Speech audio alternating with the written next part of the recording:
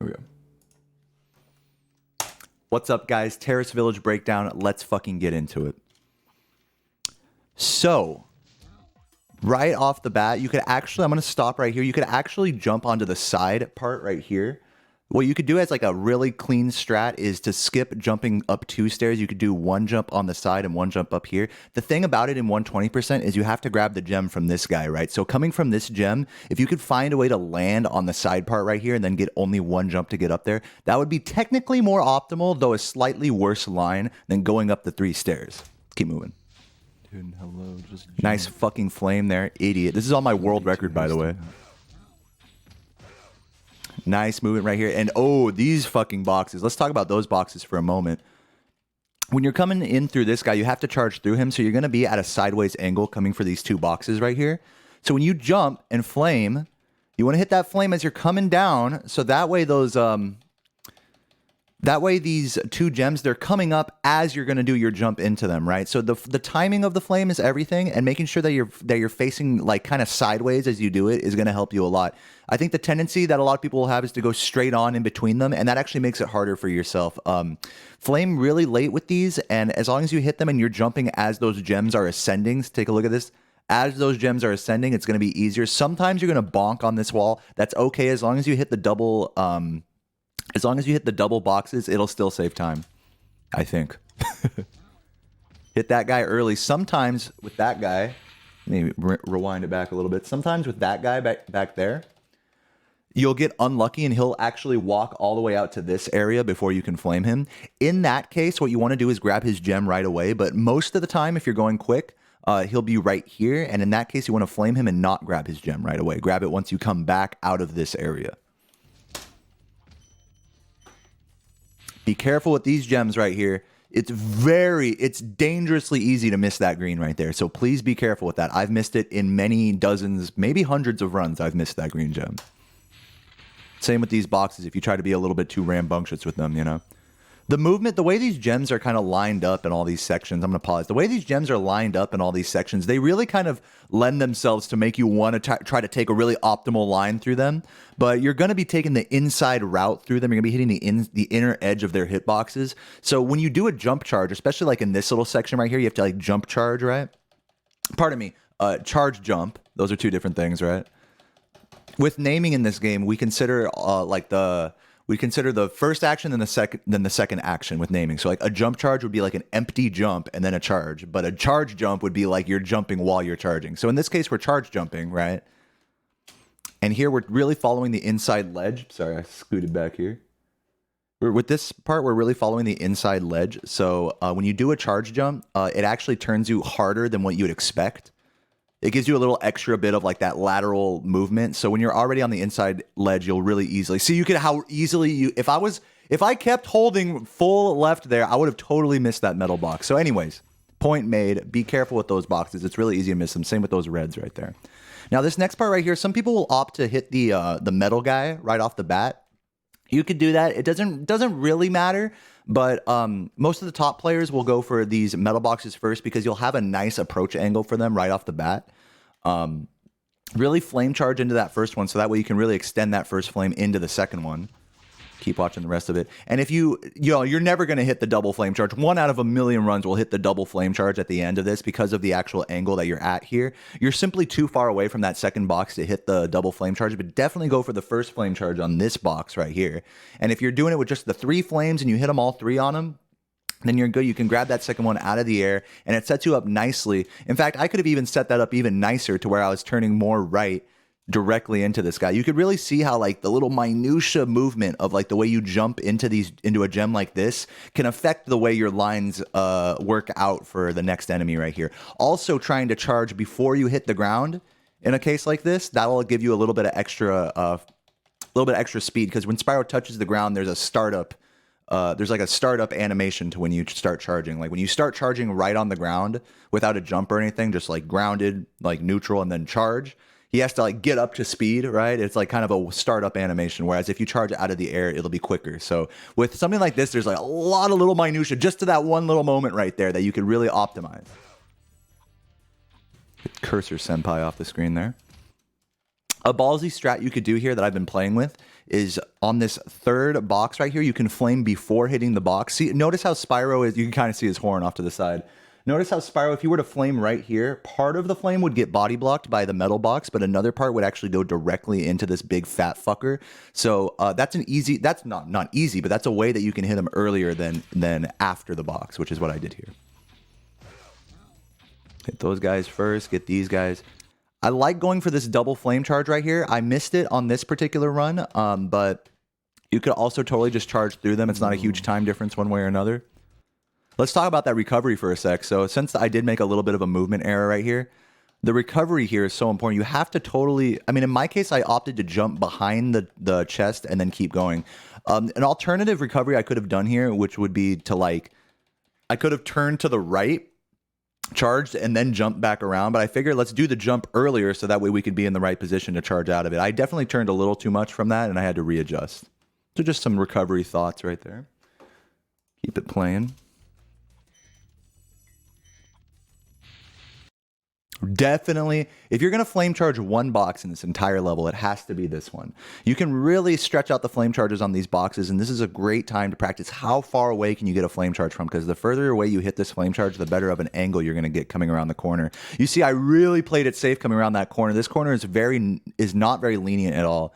So when you flame charge and fade back, ideally, just like I was talking earlier, you flame charge, you fade back, but what you want to do is charge out of the air. Now, in this case, I was too much of a pussy and I did not. I almost charged out of the air. I had like the babyest charge out of the air. You could see it. Yeah, there's the square press you could see down there in the input viewer. I had the babyest charge out of the air. And again, it's like you're seeing just how these are like little inputs that you'll miss just watching at full speed, right? Oops. Keep going. All right, so now here, since I've had a couple of movement errors up to this point, we're going to take a listen to the audio from this recording and see how I feel about these next cycles right here. To explain what I'm about to say, there's this guy right here with his charge pad. Let me scoot back a little so you can see more clearly. There's this guy with his charge pad, and then there's the one back here. Now, if you touch the dragon while that guy with the charge pad back there is charging on a certain point of his cycle, like kind of like around where I'm at right now, you can actually activate an infinite charge pad. So that charge pad will keep on going and keep on being charging until the guy reactivates again, or you kill him and then it's actually infinite. So you got to be careful about what time you hit the dragon and be aware of your pace from the first half of the level up to this point. And if you're a little sloppy like I was here, that could give you an infinite charge pad on that second pad that's lit up right now. So let's see what I have to say about this on my VOD. It's gonna be weird. It's cool though. I might, dude. Looking at that, I'm gonna be very careful with that charge pad. It looks like he's gonna infinite me. Yeah. So you can see I was concerned about that, like mid-run. Right here with this firework right here, you obviously gotta jump over this electric part, but don't be afraid to flame out of the air. This particular firework, you want to make sure that you're going down into the ground with your flame. See how the flame just pointed down just a little bit? That makes a huge difference because the hitbox for this particular firework is like right here, and there's no hitbox up here. The hitbox is all like right on the ground. So when you do that that flame charge out of the air, you really want like to think like, all right, when I hit this, as Spyro is pointing his head down a little bit, so that way you just get that little extra down point with the flame. That's huge. Otherwise, you will miss that fireworks. You'll be like, what the fuck? I totally flamed it, you know? Infinitely. Another crucial flame charge fade back right here. This is another great section to do a flame charge because it just is like an inherent time save in terms of your of the lines that you end up taking. And it's not a hard double flame charge to get. The thing to be careful with here is not fading too far back, because then you'll bonk right into this pole. If you're being too careful here, you will bonk into this pole every time. And if you're too rambunctious, you'll go into the green goop. So it's definitely that little spot right there. If you're on emulator, I would definitely practice that a few times just to get the muscle memory of how far back to fade. Let me look at that one more time in slow-mo, just to get a feel of how far back to fade. Look, I bonked. I totally bonked right there. You can see I faded back too far there. So yeah, get the wall glide on this right here. Definitely helps make that jump easier. These two ledges right here, these are pretty fucking annoying stairs. Make sure you get the full height out of your jump. Give it that extra little moment before you charge on. Give it that like 45-degree angle, Tony Hawk 50-50 grind, kiss the rail as you're going up those ledges. You will bonk on them quite easily. They're not lenient ledges.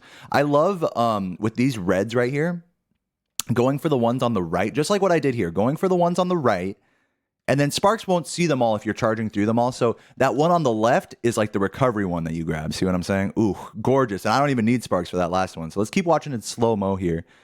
Go through these two and then roll into these two. I mean, that's just so sick. I mean, that's such a fun roll strat right there. You know, I would think that optimally you could do this without a roll, but the way it works out, it works out really nicely with the roll, I will say. You know what I'm saying? I mean, that just works out really nicely. So I guess theoretically this can be done quicker without a roll, but if you're taking the inside ledge here, go for the roll. That's a really fun roll strat right there. Empty hop flame to get this one right here. To hit it nice and early, because the earlier you hit this one right here, the better. Even with optimal movement after this point, you'll still just barely get to the chest in time when it blows up. So hitting that early flame right there is way better than jumping up there trying to turn around and then flame. Again, all of these fireworks have their hitboxes on the bottom of them, not on the top. So by coming from underneath and doing that wide flame on it from the empty hop, that's going to make just hitting it way easier. Now I messed up right here. What I wanted to do was land. I wanted to charge out of the air, land on this ledge, and then charging jump, and then flame charge into the next one. Again, going down with my flame into the next one. That didn't happen, so I had to play really safe there. See, look what happened. What was I telling you guys? If you flame above these fireworks, you're going to get fucked over. Look what happens here. Flame, it doesn't hit. Like, right? That should hit, right? Like, I'm totally hitting the red part. Not good enough. You have to hit the bottom part, the wick. It's very realistic, this game. And so, yeah, so if I'd have been quicker there, I would have just made it to this box in time as it's exploding. Be careful not to miss a gem here. The gem RNG can be really wacky from this box. They could go in a number of different configurations. So don't try to be too rambunctious here, especially if you're trying to catch these cycles. This is one spot where you'll easily jump off the ledge and miss a gem. Now, if you're unsure, you'll notice I stopped off to the side right here, to the right-hand side.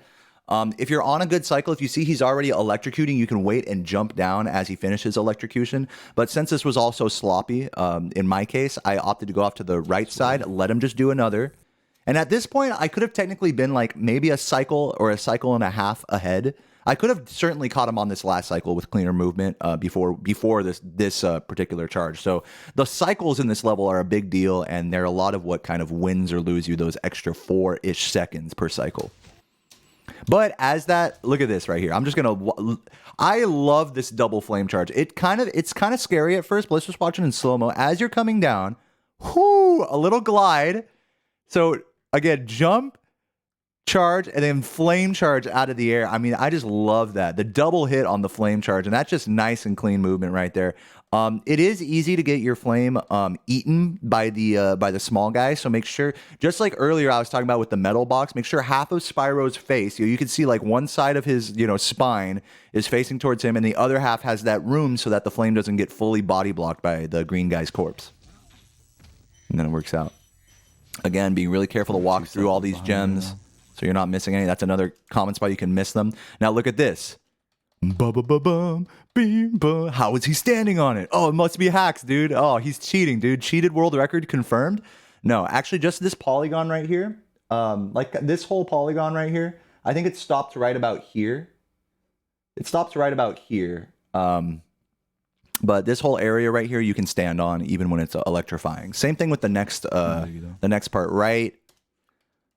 right about here in this area, you can stand as well. I'm not sure about right here, but usually if you're like catching the cycles quickly like I am, even though I'm behind a cycle, I'm still catching them quickly. If you're catching them quickly, you might as well just jump and charge glide right here. So let's take a look at just all these cycles back to back real quick. This is where all the cycles are going to matter. In fact, let's go back to right here, because this is where you're really going to start your whole cycle following right here, right? So, and that's part of the reason why I really like this double flame charge. It really gets you just that little bit ahead of the cycles that makes the rest of them easy. So let's just watch this whole section unabridged. Hit those two guys early. Really trying to get through this quickly, but not too fast to where I'm missing gems.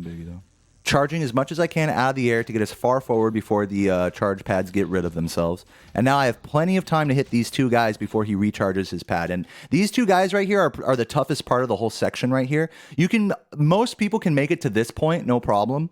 But hitting these extra two guys, you'll be able to see like how far ahead or behind you are up to this point, and you have to make an executive decision at this point. Like if the charge pad is already gone at this point and you know he's about to recharge and you don't have time to reach him, you just got to wait right here. You just got to wait. I mean, swallow your pride, maybe hit this guy and then fade back to here. That's another strat you could do if you're behind the cycles that I'm on right now. But if you're ahead and you're still seeing a charge pad that's about to run out right here, then definitely go for both of them. Go for the flame charge on them too. And yeah, I was nice and ahead of them there. But if you're like a little bit more inexperienced with this game, you definitely want to wait there for that extra little zap cycle there. But since I'm ahead, that means I can grab this guy early as well. And again, if I bonk on any of these stairs right here, which happens all the time, if I bonk on any of these stairs, then I can't make this early hit right here. So I'm thinking about all that stuff, and any given recovery I'm going to do is going to be with my current movement in mind. So I'm following with each of the cycles really well here, so I'm able to play ballsy. But if I were to bonk, like I'm saying, I'd have to wait one of them. Same thing here. This one you have to wait no matter what. Keep watching here. You can do a charging jump here. It's not as scary as it looks. It looks like, oh shit, I'm not going to make it. You will make it most of the time. Now here, I opt to hit the guy early. What's a technically more optimal strategy is there's a fan chest back over here. If you're good on your cycles, if you're getting good cycles like at this point, or pardon me, if you're keeping up with the cycles at this point, keep in mind, I'm like a cycle and a half, maybe 2 cycles behind at this point, like overall, from the global overall cycles and how I performed on the level overall. I reached this point like 2 cycles behind. But for the cycle that I did catch, I kept up with it really well and did the fast version of it. So in that case, what you need to do is grab this fan chest early, because you see, I have to wait a little bit. So you have to wait a little bit before hitting him. Now, I was a little sloppy, granted, so I didn't have to wait as long, but the more optimal you are here, the longer you have to wait for him. So get the fan chest that's off to the side, way off to the side over there first, so that way it's more lenient on this last guy. Can totally flame charge that. You could also go for a double. This is like one of the few double spring chests I don't go for, but I'm highly considering it. Definitely doable, especially if you flame charge this guy right here and then walk around.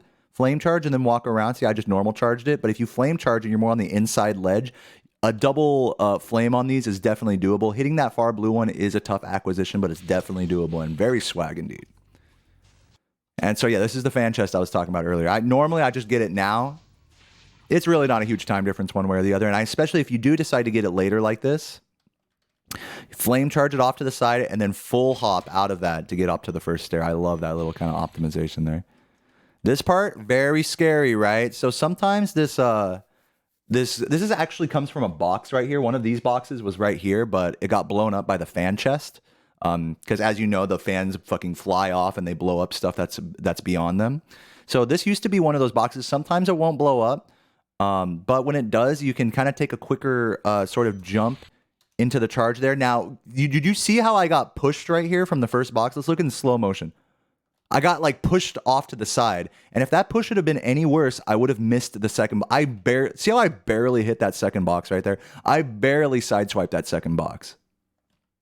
So be really careful at this section, because you will miss the second box if you try to go too quickly with that jump charge right there. I got lucky.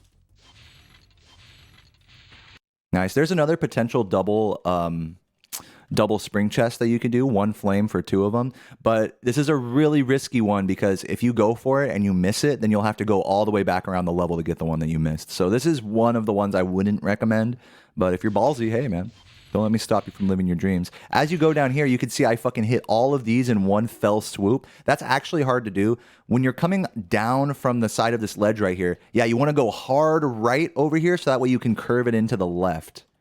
And that there's a very kind of small sort of movement window for you to do that, but just barely enough to make it work. Let's watch that in full speed. Boom. Beautiful. This guy jumps away from you. This guy's harder to hit than you'd think. If you try to hit him, if you try to get an optimal flame charge from this point, like if I were to flame right here, it wouldn't work, because look how he jumps away. I like barely hit him, and usually he jumps further than that. So you got to be careful with that guy. Don't try to hit him too early, or else he'll jump away from you and you'll miss him. Those 2 reds right there, really easy to miss. You can see there's kind of a trend of gems that are really easy for Sparks to miss. Sparks barely hit that right there. There's kind of a trend of gems that are easy to miss on the ground in this level, so just be extra careful with your gem pickups here.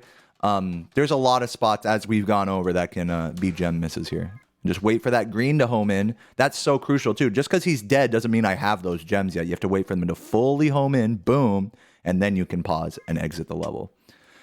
So that, my friends, is Treetops explained in a nutshell from a world record speedrunner. I'll see you guys in the next one. Next up is going to be Wild Flight. So hype up for that. And yeah, I'll catch you guys then. Cheers. Pew.